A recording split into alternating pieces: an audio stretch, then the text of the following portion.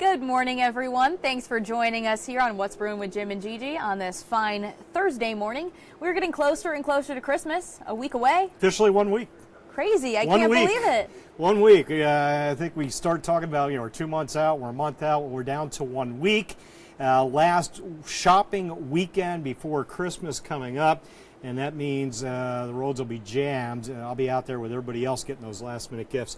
And the weather looks really good. I think we're going to be in a really good place this weekend. Got to get through some rain tonight. And this is going to be a healthy shot of rain. The way things are starting to shake out, most of us should see an inch, maybe an inch and a half to 2 inches, many spots. So I'll kind of talk about that and get you guys set with the latest on that storm. Okay, great. I just can't help but notice your hot cocoa there. Are you jealous? A little bit. I should have brought mine back with me, but yeah, this was Jim a gift got a from nice Santa. surprise. Yeah. And it was an early gift. Buddy every year Buddy comes to the studio. Yeah. Which is amazing. Amazing, all the way from the North Pole. I mean, the elves are so busy. Every year they've got, and people don't realize, I think a lot of people, the responsibilities they have. Buddy, they're hard at work. Always shows up here, brings gifts. This was from Santa directly. This was something I sent a letter to. I still do that sometimes. Oh, did you? Yes. This is what you specifically asked for? This is one of the many things. Oh, one of the many. Okay, yes. got There's it. a lot of stuff With the on the marshmallows list. included. Well, I didn't ask for the syrup. The marshmallows are okay. I don't think I said syrup. Buddy took it upon himself to figure I probably wanted syrup in there. So, but that was a beautiful gesture from Buddy this morning. If you missed the morning show, he made his annual visit. A lot of fun. Yes, it was a lot of fun. Yeah. Really getting us into the Christmas mood here. The weather, though, it sounds like not so much the Christmas mood, but hey, I'll take a mild Christmas from all the Christmases that I had growing up that were, blizzards. Chicago girl, nice. You should be thinking, my gosh, 70 degrees. Now, Yeah. I was in Florida for a lot of Christmases. Okay, and there were Christmases we'd be at the beach, up to our thighs in the surf. I mean, it was amazing down there. Must be nice. We will not see any wintry weather this Christmas. Okay. I'll talk about what we will see in a little bit. We'll get into that. Sounds good. Yeah. All right, before we do talk about all of that, we do have a story out of Greenville on 10th Street. 10th Street is where most of ECU's campus is located. A lot of students cross that main road to get to their dorm rooms, to get to their classes.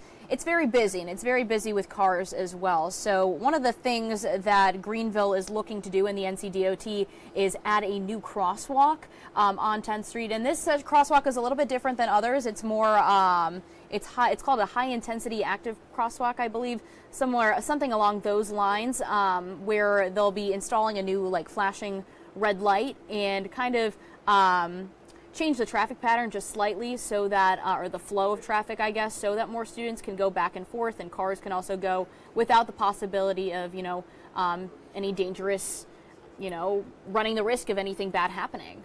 Yeah, I know 10th Street. There are several intersections where it's just non-stop. It seems to me like non-stop flow of students crossing the road all the time. So this is very much needed, hopefully to achieve the goal they're trying to achieve. Right. But I'm always a little bit nervous driving through down there. They've got the robots running around and all the kids running around. You're right. I forgot about the robots. But yeah, they cross 10th Street all the time too. It can be a lot. So we spoke to the city of Greenville and also to NCDOT about this crosswalk and more plans that they're looking to add in the future in terms of safety.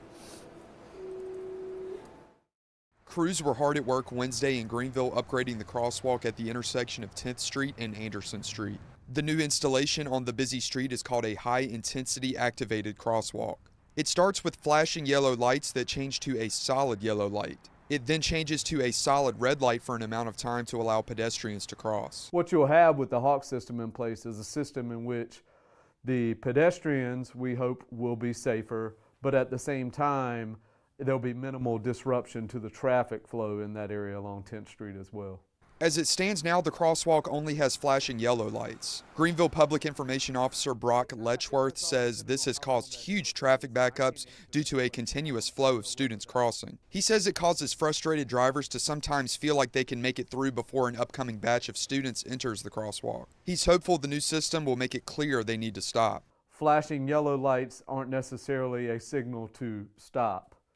A red light is a signal that drivers know means stop. ECU students I spoke to agree drivers don't always do what they need to do. But sometimes some drivers try to come and they just try to drive right through right through the flashing yellow lights, kind of like how they think they can make a red light when they can't, and it puts some students at risk. Another ECU student, Layla Messiah, said she gets so nervous at the crosswalks with no traffic light that she finds alternative routes. Yeah, I try to avoid those ones. I'll walk like farther down if I have to, just for a stoplight, so I know people like have to stop, so I'm able to actually walk across safely. The upgrade comes after a student was hit by a car earlier this month at the College Hill crosswalk.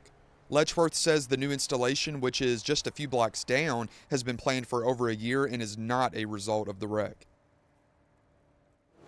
All right, so it'll be interesting to see. I believe Friday is when they said it would be fully installed there. But I also know, following that news of the student who was hit by a car earlier this month, Greenville city officials, Mayor P.J. Connolly, had been calling for a pedestrian bridge, which is something we were just talking about while this package was airing. That being hopefully another possibility that they can add to the future. Yeah, that seems like maybe, I don't, I'm no engineer, but Right. potentially a really good solution to a lot of the issues. But, something's got to happen. That many kids, that much traffic combined, there's always going to be issues you're dealing with. So hopefully this helps, and hopefully they can continue to make those improvements. And I think Casey brings up a good point as well over in our Facebook comments. He's talking about a buffer after the button activating. I believe they have a crosswalk similar to this on Charles Boulevard, where you can press the button and then the lights start flashing. Sometimes, that flashing goes immediately, and sometimes you don't have time to, press the brakes, and could be dangerous. You need that little delay. Right. Yeah. And I know blinking red lights, believe it or not, I've been in 2 accidents. Both times people ran blinking reds and hit my car. I had a blinking yellow. And I think a lot of times a blinking red light, it just doesn't register what it means in your head. You're supposed to stop. A lot of people do not stop at blinking reds. They'll slow down a little bit to continue rolling through. So, yeah, they're working hard at it. Yeah, so hopefully some more it's improvements can be made, and 10th Street becomes a safer place for everyone. Cars, pedestrians, robots too. All right, well now let's talk about the weather. All right, let's do that. We'll switch gears.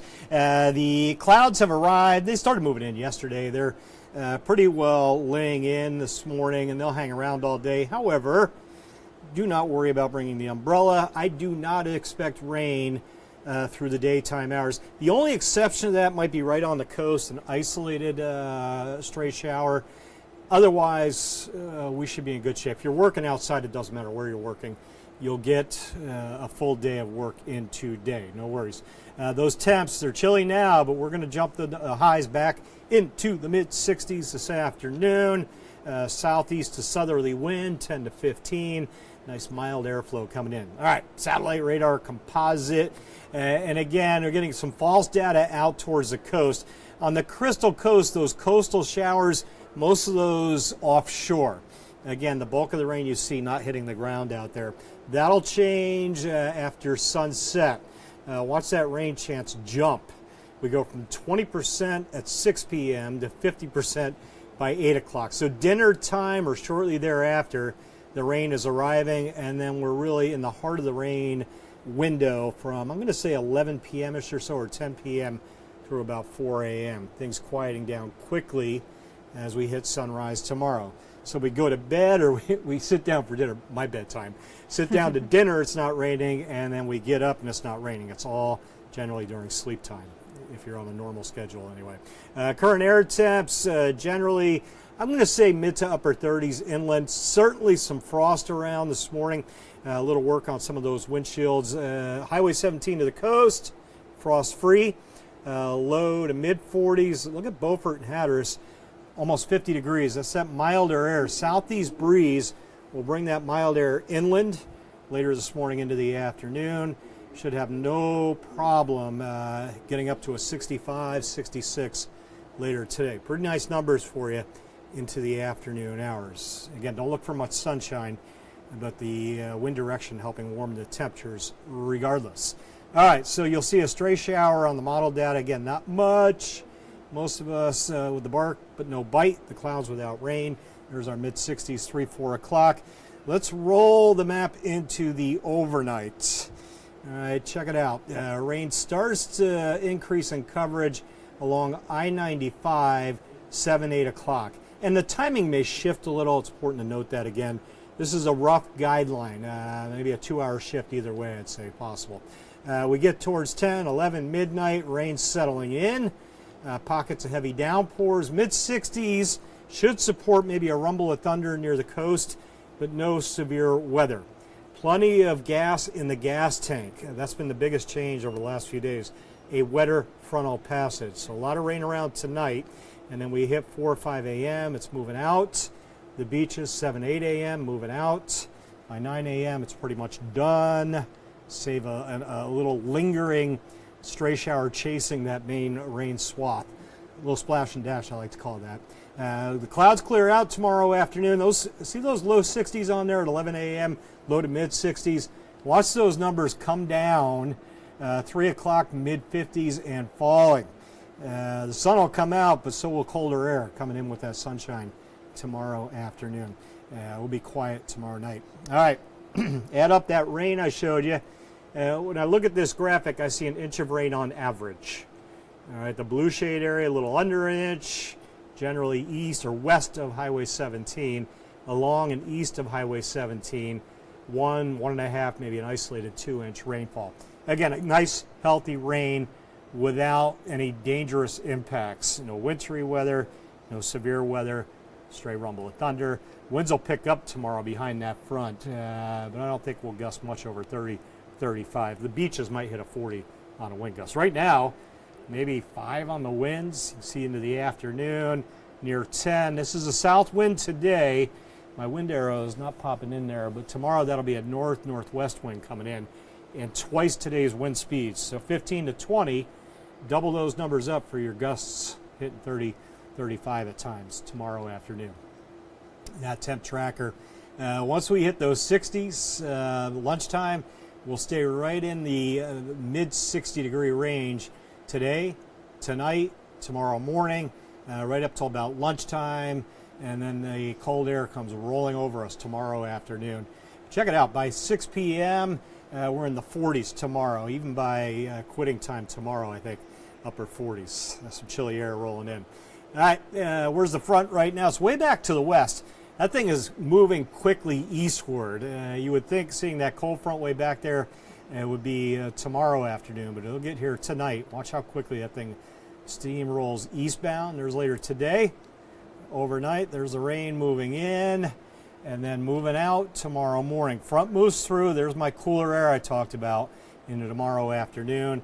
That sets us up, that drier air, for a nice weekend. Saturday, cool mid-50s, sunny skies. Watch Sunday, bring some milder air in during the morning, midday, with a cool down late afternoon. Sunny skies as well on Sunday. All right, there's warmer air back to the west. Still looks like, Casey, that may get here for Christmas Day. He says his white Christmas hopes are crushed. I hate to be the crusher of dreams. It's Sorry, not Casey. not a good part of the job. But it really looks like we may see close to 70-degree highs for Christmas. That could still change, but I'm seeing 3 consecutive days of the data bringing in bigger numbers for Christmas Eve. Dry. I've got a little sprinkle of a chance Wednesday. A little rain maybe north of us, but it looks dry for Christmas. And again, plenty warm the middle of next week. Got to get through the rain tonight, but that's mainly while we're sleeping. Yeah. All right, so 10 p.m., I think a 10 p.m. to 4 a.m. window. That 6-hour block of time, that's the main rain window tonight when most of you are sleeping. Roads may still be wet for the morning commute, Sure. but the rain generally done. Okay, yeah, it's always nice to hear when the rain is not really Yes. impacting any of our plans. Nice that it's just going to be while we're asleep for the most part. I mean, we'll be up, but and other people probably, but sounds like not a big deal. It's a good rain event. Yeah. In terms of we avoid wintry weather, we avoid severe weather, we avoid flooding, we get needed rains. Right, It's not right. real wet out there. We still need to ease the drought up. So this is good on most Great. fronts. Okay, awesome. Well, thank Yep. you for the update, Jim. And thank you all for joining us this morning. Also want to say hello and good morning to Susan down in Stumpy Point. Hope you have a great day as well. We'll see you again at 8 a.m. for another news and weather update. This hour of the WITN First Alert Desk is sponsored by Toyota of Goldsboro.